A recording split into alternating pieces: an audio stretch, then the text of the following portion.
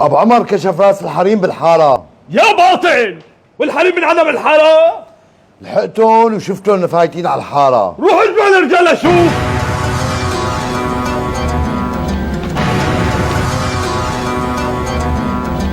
خير ابو النار، من نبي بده يجي الخير والحريم عم تتفضح عنكم بالمطعم.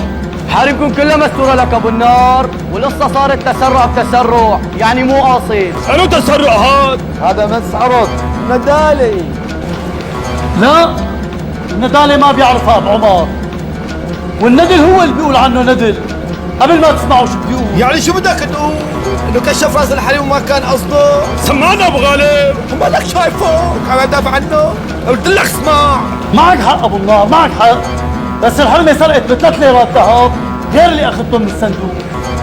شاف وحدة بتشبهها رقد وراها، كشف عن راسها، بس ما معه حق يسوي هيك مع الحريم. قد ما كان حق الاغراض، ما بزود حق شعره من حرمه مستوره.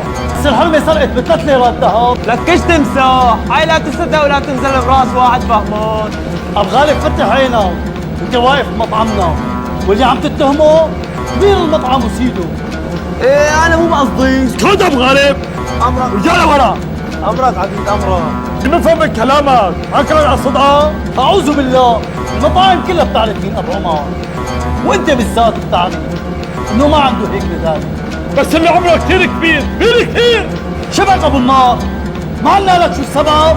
هالمرة انا قلت اياها، لا اعتبرها غلطة صغيرة، بس المرة الجاية ما لا يحصل خير بنوم. سلام.